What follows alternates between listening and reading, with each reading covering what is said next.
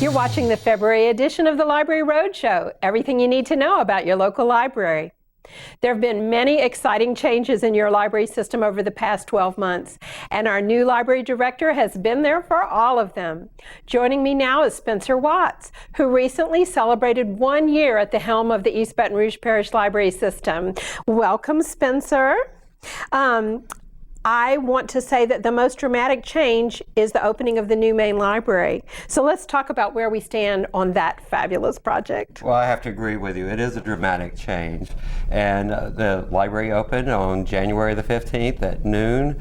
And I have to say, with great anticipation, and even though it was a very soft opening because we have a lot of work that still remains to be done on the building and the grounds and the new parking, we had a large and enthusiastic crowd come in that day.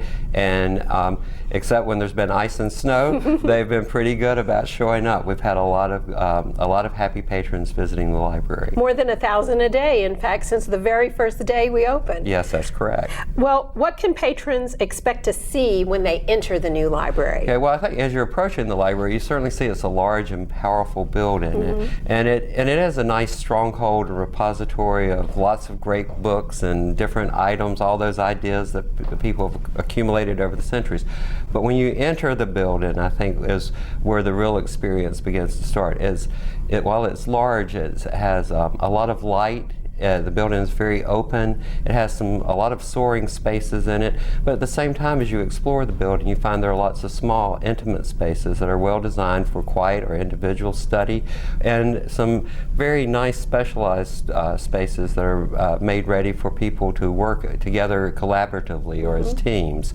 So you can find a very diverse kinds of spaces and places to work that can support all kinds of different creative endeavors within the library. So there really is a place for everyone, and it is experiential. I love that. What are some of your favorite features that you hope that patrons will also love? This is a hard question to answer because there's so much to like, and even in some cases really to love. It's like, what's your favorite child? Yes. And we're in the process because we've opened the building as soon as we could, and that's to facilitate the process of building the new parking lot and everything.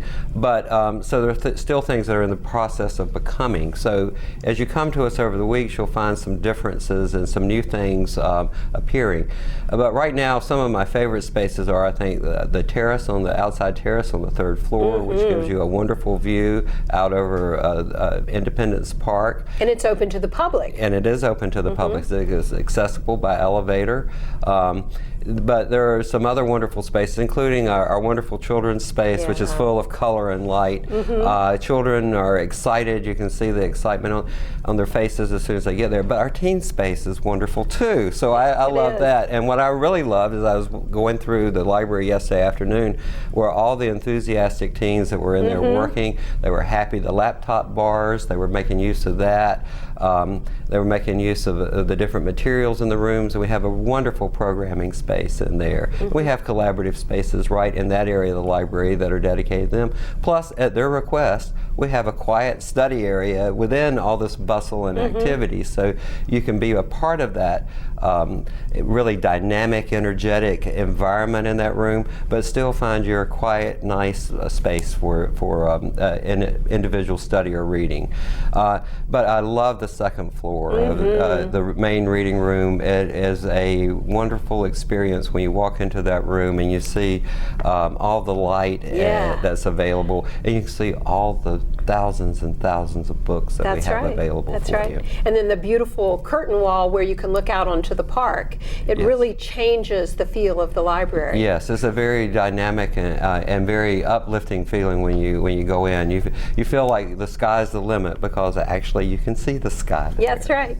Okay, well, you mentioned that there's still construction. What needs to happen from now on? Well, first of all, we've vacated the old building, but there's still work to be done there, and it has to be demolished so that we can build a new parking lot, and that'll take place. So we have the temporary parking, which Kayla pointed out earlier. and that will have to be completed over the next 100 days or so, as soon as the demolition can be complete. And all the plaza work, there's a lot of landscaping work, and we have areas of the building that we know we're going to be finishing up over the next few months. The genealogy and Baton Rouge room, which will eventually relocate there, and those are going to be lovely spaces too. They are. But those are not completed at this point. So there's a lot of ongoing work, and like I said, every trip over the next few months that you come, I think, will be a new adventure, because you'll find a little something new. It is an adventure. So thank you much for sharing that. And coming up after the break, author Holly Clegg.